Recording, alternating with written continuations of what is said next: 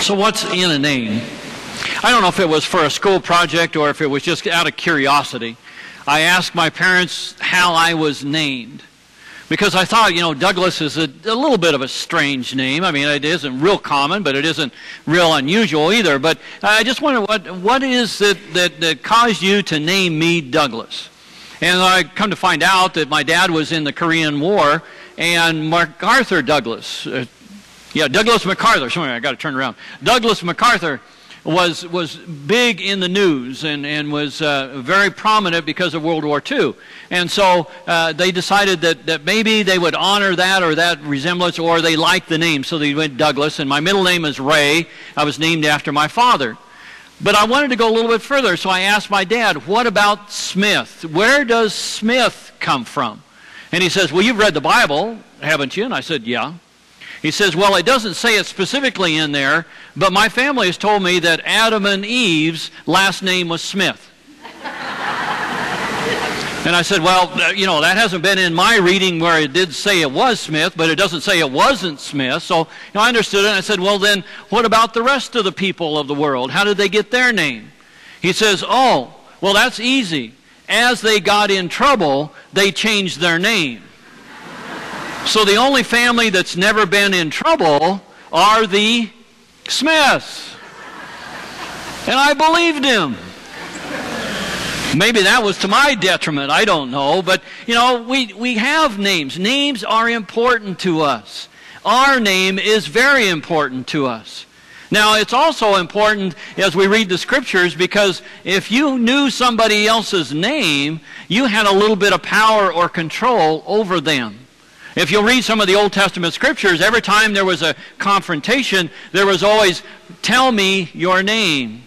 When God was wrestling with Jacob, he asked him, what is your name? And he said, Jacob. When Jesus addressed the demons that were possessing the man that was terrorizing the city of Caesarea, he says, what is your name? And they said, Legion. And when he knew their name, he had power over those demons and told them, leave the man. And they requested that they be put into the swine, into the pigs, and the pigs drove themselves over a cliff and all died. But see, Jesus and God has that power over a name that says as you name someone, then you know them, and you may know them personally, and it becomes a connection that you have. So names are very important. Now, let's go a little bit step further. Maybe you have to stretch your imagination just a little bit, but those of you that are in the farming community will understand this, especially if you're in the dairy farming business. I don't know if we have anybody here that might be in that, but in the dairy farming business, they always said, or they've done a survey that says that if you name your cows and call them by name, they will actually produce more milk for you. Survey done in England proved it. They said normally a cow will produce about 2,000 gallons of milk. I think it was 2,000 gallons of milk a year. But if you address each one of those cows by name, they will actually produce 85 more gallons than the normal cow will. So being a cow means that if you're addressed, you'll produce more. Now, there's a fact you can take into any of your Trivial Pursuit games, and you can really wow somebody with that information. But if they're called by name and they produce more, why wouldn't we if we are called by name? God knows your name. He told Jeremiah, I knew you from the time that you were in your mother's womb. Now that's a little bit scary to think about God knowing us before we were even born. But we are named before Him. We are important to Him. If the cows are important to the farmer and he names them and they produce more, if God names us, will we produce more? And God knows our names, each and every one of us. If the cow-friendly farmers can name their cows and they'll produce more even at an early age, he says, we chat with them in passing. They walk among the cows. They speak to them. Kind of goes along with this hymn. And he walks with me, and he talks with me. I'm not trying to sing it. The choir's saying, thank God. And he tells me I am his own, And the joy we share as we tarry there, none other have ever known. Anybody know where the name of that hymn is?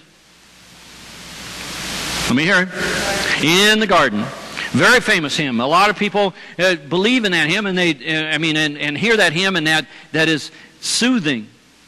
But it might also be energizing.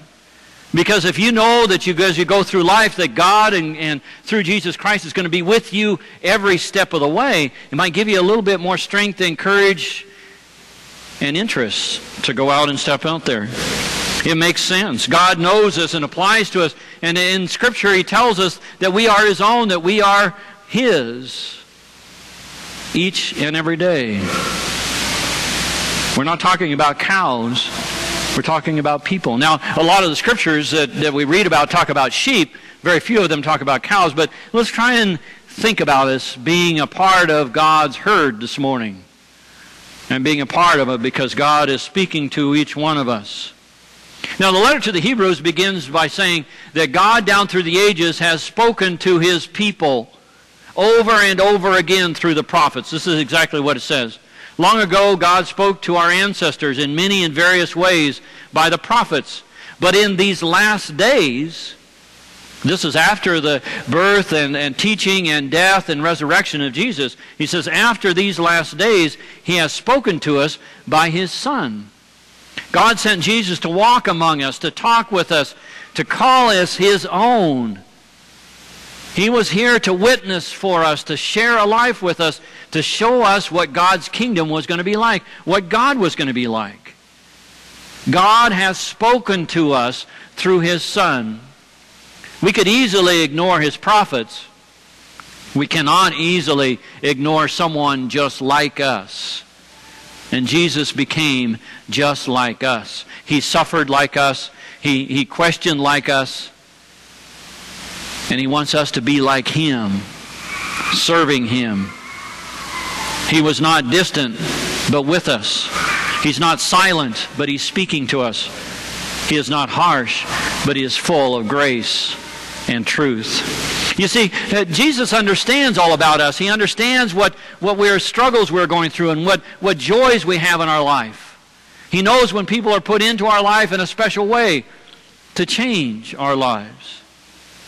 And we begin to try and paint this picture of who Jesus might be in our lives. And we look to the Scriptures, and the Scriptures tell us that there's all kinds of good names that we can give to the Son of God. We can call Him Mighty God, Wonderful Counselor, Mighty God, Everlasting Father, and Prince of Peace. Coming from Isaiah. We use that at Christmas time every year in Advent. You know, we have this understanding of who Christ is in our life, and we give titles to Him. We want to name Him so He can be a part of our life and be a part of what we're doing. But somebody else, a historian and theologian, Jaroslav Pelikan, points out that in his book called Jesus Through the Centuries that we see Jesus differently. We assign all kinds of different names to this Jesus. We call Him Rabbi, the Cosmic Christ, the monk who rules the world, the universal man, the mirror of the eternal, the teacher of common sense, the poet of the Spirit, or the liberator, but never a dairy farmer. But yet, He calls us by name. What a difference it would make to know that Jesus is calling us by name, that Jesus knows us by name, that He knows our very nature, that He knows who we are and what we are. He's not ashamed to call us brothers and sisters. He's willing to adopt us into His family. He is willing to be a part of us if we will be a part of Him. He will walk with us, He'll talk with us, and He will call us His own.